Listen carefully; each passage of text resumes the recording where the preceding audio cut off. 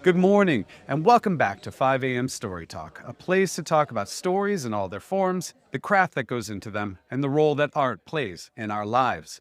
I'm Cole Haddon, and this week brings you a mini-sode from this podcast. I'm so glad that so many of you are reacting positively to these audio essays, as I guess we can call them. What do you think of them? If you haven't let me know yet, jump into the comments, and please do. As for this mini-sode subject, it grew out of a conversation I've been having with my wife for a few months now, triggered by my realization that pop culture in general, but especially science fiction, had almost entirely abandoned any notion of inspiring us about better tomorrows.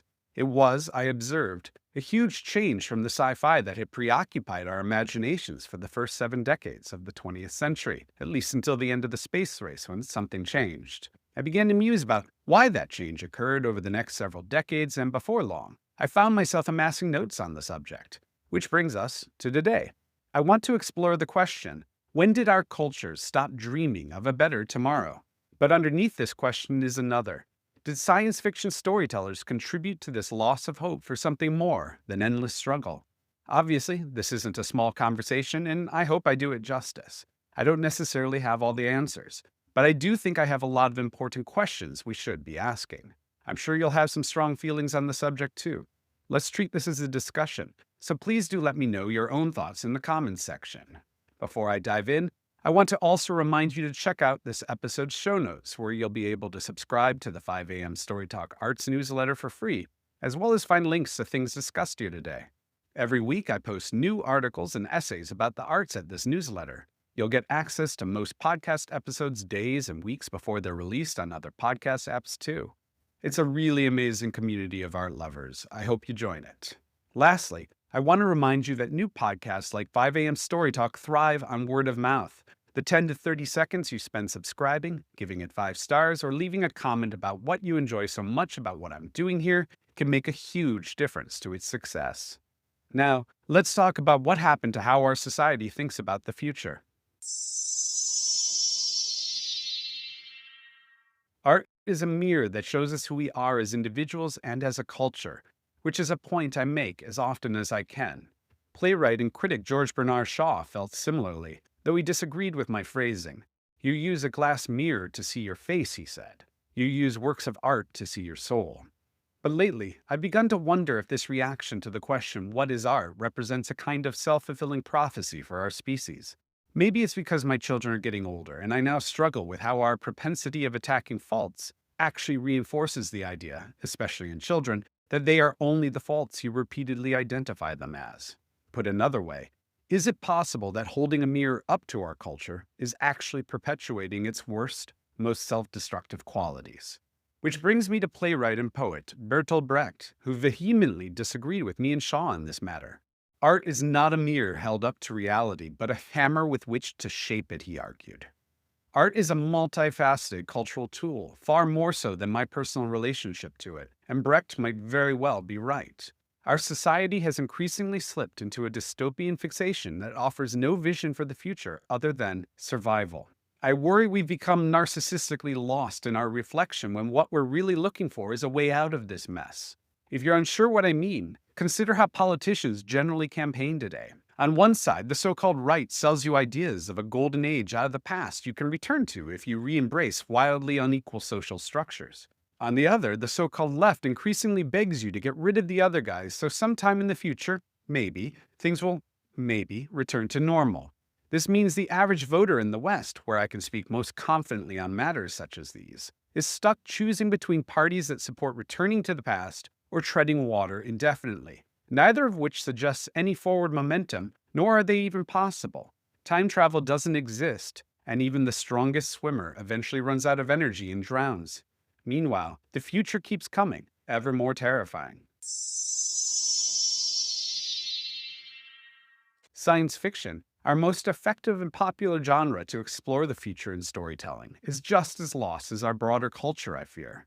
The hope and optimism for humankind's tomorrows that was pervasive from the start of the 20th century until the end of the space race in 1975 has been replaced by a reflection of who we've increasingly become. Decades of grim sci-fi futures, the kind that none of us would want to spend even one day in, have accompanied our actual culture's intellectual regression and slip and slide into genuine dystopia. begging a thorny question about the storyteller's part in, to reference the role of the disapproving parent again, inadvertently convincing society there is nothing worth striving for anymore. Humankind is staring down one existential threat after another. There is a very real sense that collapse is imminent, the stuff we've been culturally masturbating to in fiction films and television for 50 years now. But despite this, the best our storytellers seem capable of anymore is imagining how we'll hack and slash and shoot our way out of it. It's the problem with the conflict narrative, of course. In such narratives, we externalize a threat, imagine how our heroes will fight it, and then call it a day when they win. What's on the other side of victory is irrelevant in this scenario. Most often, what we're fighting for is irrelevant too. Survival is all that matters.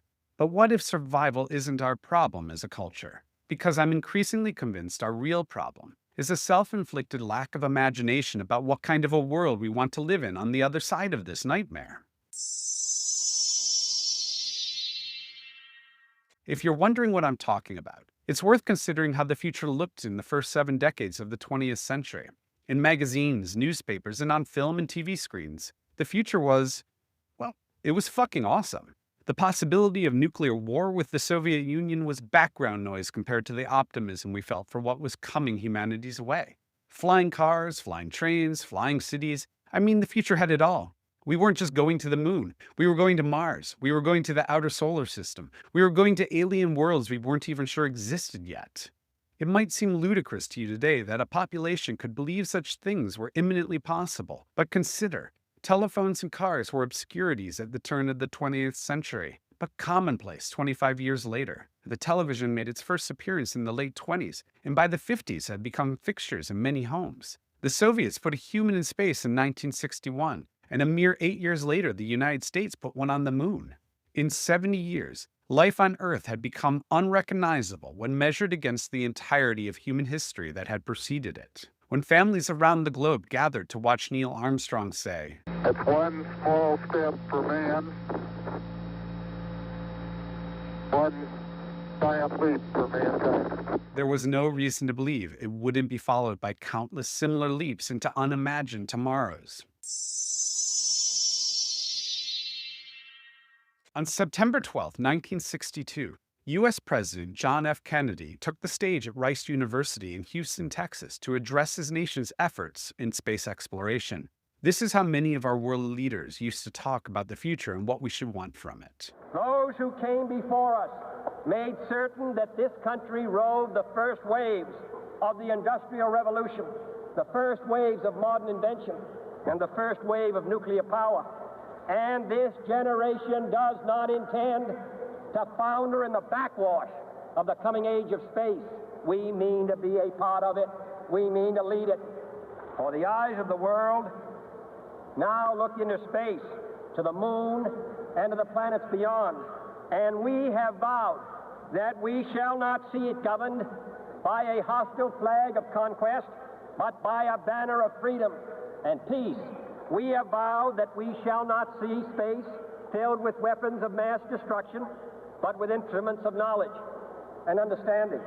We choose to go to the moon. We choose to go to the moon.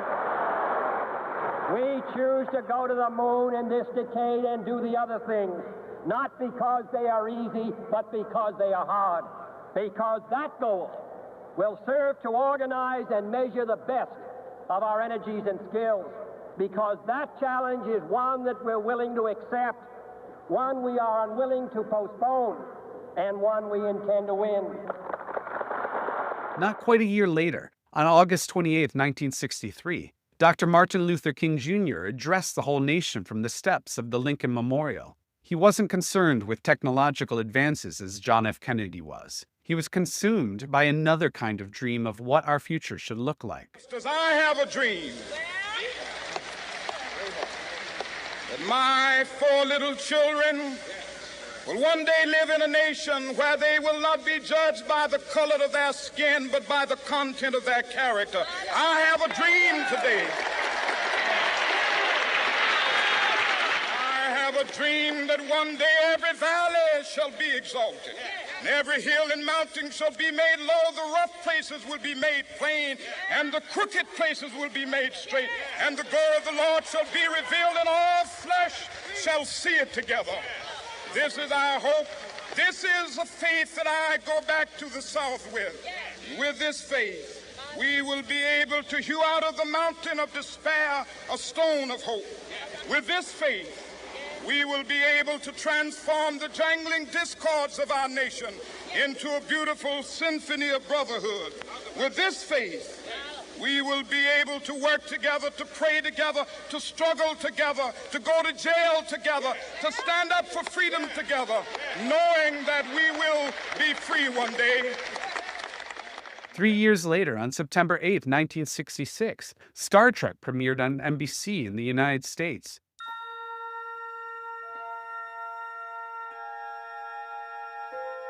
Space, the final frontier.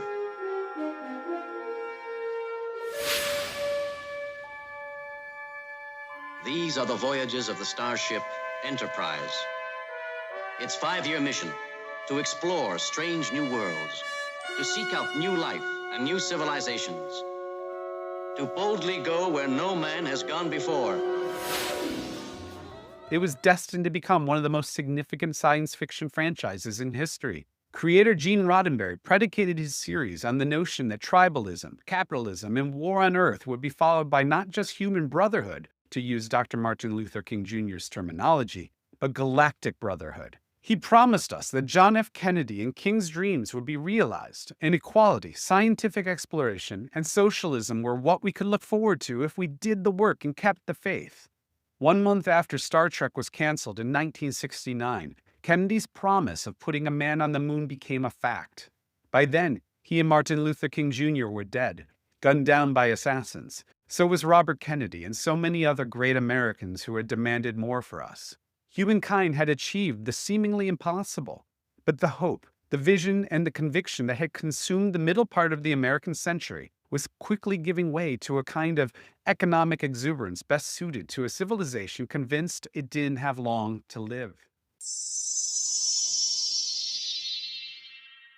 Throughout the 80s, grotesque excess that should have suggested futures of abundance collided with the fear that the world was changing so fast that annihilation could be its only outcome. Dystopian visions of tomorrow thrived and multiplied like mogwai in a Turkish bathhouse in this environment. From Blade Runner to The Terminator and his first sequel to Mad Max and Escape from New York to so many of the direct-to-video genre films I gobbled up as a kid. The future was a scary place, no question about it. Or so we were told over and over.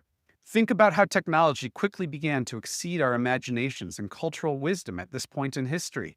Jurassic Park, released in 1994, understood this, as the entire film is predicated on our species' hubris, putting us in a Daedalus-like position. I don't think you're giving us our due credit.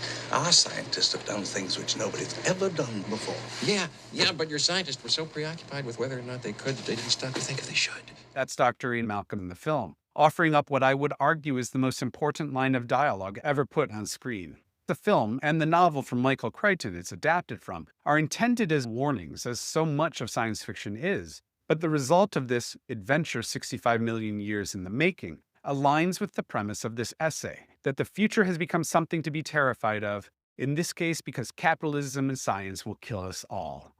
Our technophobia, but really fear of change, counterintuitively accelerated through the rest of the 90s and the first decades of the 21st century as we were introduced to the home computer and the World Wide Web, mobile phones and the internet in our pockets, social media, and streaming our favorite music and films and TV on a whim. We were seemingly experiencing the future we were promised, and yet our social bonds were fraying and snapping all around us thanks to cable news, streaming, and globalization in general. What I mean is, we were spending less and less time together, and you should read Robert D. Putnam's book, Bowling Alone, for more about this, and more time alone with a great big scary world that had started to bark at us every time we sat down to watch the news, or look at our computers, or check our mobile phones. This irony is never lost on me. As the world got bigger, our identities and ability to communicate began to fracture. We turned on each other with a kind of enthusiasm that felt a century out of step, and the most powerful amongst us crawled into the cracks and hammered wedges in even deeper until whole fissures opened up between friends, families, and communities that once seemed unimaginable. Science fiction storytellers, always quick to lean into our worst qualities as a species, did not disappoint. When danger is spotted on the horizon, Their role has always been to clamber up the tower, take the rope in both hands, and ring the warning bell with everything they've got. But I think it's fair to say that by the second decade of the 21st century, dystopian fiction and as many film and TV adaptations had begun to feed on its own success. The Hunger Games, a 2008 YA novel that promised teens their future was going to be worse than a medieval peasant's, paved the way for several film series with similarly bleak premises. The Walking Dead series, which is sci-fi adjacent but a key instigator in what I'm describing, began to multiply like its titular zombies, spreading whether we wanted more misery porn or not. Even Blade Runner, one of the Hollywood OGs when it comes to dystopian futures, got a sequel that predictably was also pretty damn hopeless. The future was still someplace to avoid. Here's my theory about why this happened, or at least a large part of why it happened. By the time Barack Obama was elected as the 44th president of the United States, the prosperity of the last 2 decades of the 20th century had slowed and then ground to a loud halt with the 2008 global financial crisis. As those entering the workforce in the aughts began to realize their futures would almost certainly be worse than their parents', cultural anxiety skyrocketed and optimism plummeted. The reality of hope and change didn't help either.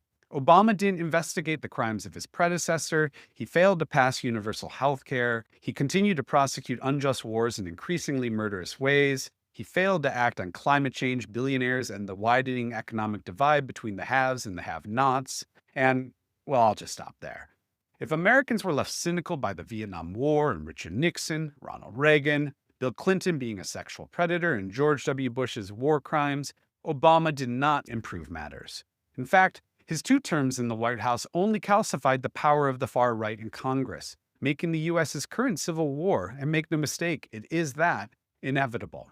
What I am describing here is pervasive and expanding existential despair, plain and simple. Doom creep is another way I've referred to it. It was inevitable that science fiction would have something to say about it too. Hell, science fiction storytellers are human too. They need to try to make sense of our world just like everybody else. But once Hollywood got in on the action, optioning book after book, trying to create one franchise after another, some within the sci-fi community decided it was time to cash in.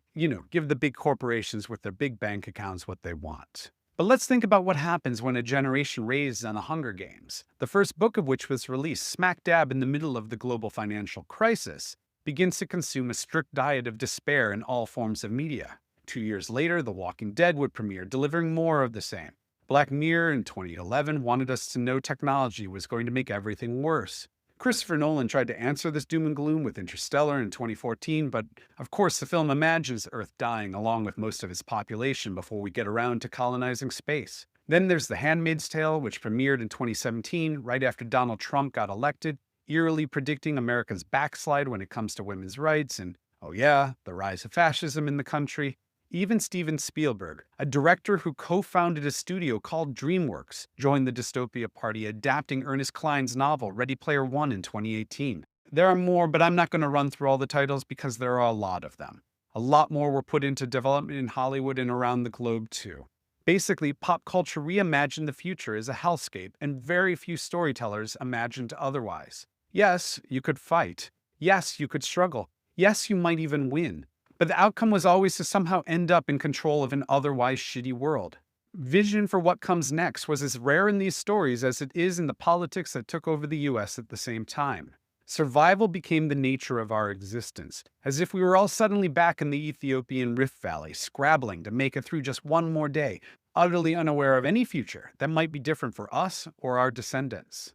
This is where we find ourselves in 2025. It's important to note, I am not in any way blaming science fiction or its storytellers in whatever medium they create in for any of this. But I am wondering if many amongst us, because I've written my share of sci-fi too, unwittingly filled up our metaphorical gas cans and showed up like arsonists to burn down whatever hope we had left. In trying to reflect our society's existential anxiety about the future, did we accidentally encourage our audiences to embrace despair instead? Despair is an alluring thing. I feel it all the time these days. But as journalist and author Ta-Nehisi Coates has written, to despair is to abandon people. And I can't disagree with him here. Not all art must be more than a mirror held up to our culture. But if the default setting is to perpetuate endless conflict, then of course we will become the worst parts of ourselves within this feedback loop. There must also be the promise of more on the other side of struggle. There must be a vision, something to aspire to, a dream to motivate the struggle itself. Because if we lose sight of that, we give up. We stop expecting something more, and we turn to the past for solutions. In the worst case scenario, we turn on ourselves with destructive results. And if you don't believe me, turn on the news. Society teeters on a knife's edge. Because of this, it's impossible not to feel as if we're caught up in the great existential battle of our day. Us versus them. Us versus each other. Us versus everybody. Of course, I'm using conflict language again. It reduces what's happening to us to something to win or lose. But nowhere in that equation is what any of us are actually fighting for, which is the point of this essay. Here's something the great science fiction author Ursula K. Le Guin wrote about this, which I believe is worth considering. I'm going to have my wife, Lindsay Devlin, read it for us. Modernist manuals of writing often conflate story with conflict. This reductionism reflects a culture that inflates aggression and competition while cultivating ignorance of other behavioral options. No narrative of any complexity can be built on or reduced to a single element. Conflict is one kind of behavior. There are others equally important in any human life, such as relating, finding, losing, bearing, discovering, parting, changing. Change is the universal aspect of all these sources of story. Story is something moving, something happening, something or somebody changing. Here's what I take from that. Change is the point, not the conflict. Nor is conflict the only way it can come about. But we must believe change is possible first, or it remains impossible. One final quote here, which I'm going to have my wife Lindsay read to you again. It's an observation about science fiction from Dan Wang, a research fellow and historian at the Hoover Institution at Stanford University. And it's an observation I find quite inspirational as I speak to you today. Science fiction is the most political genre. It's fine that much of science fiction consists of critiques of contemporary society, but it's more interesting when it assumes a technological breakthrough or exaggerates a social trend to correctly predict an aspect of the future. It's most useful when it can be used to spur hard work to build the future. Science fiction has the capacity to inspire by setting the vision of a radically better future, and by making it clear that the future won't happen unless we put in the work. That's good stuff, right? For too many years, we've only imagined that the future offers us dystopia, and we in turn have worked to bring it about by conforming to our expectations of it. Maybe it's time we put some work into imagining a version of all our tomorrows that we actually want our grandchildren to grow up in. Because when I read and watch so much science fiction today, I understand why the birth rate is crashing. It's the same feeling I get whenever I read or watch the news. I don't know about you, but I want to dream about the future again. I don't just want to survive it.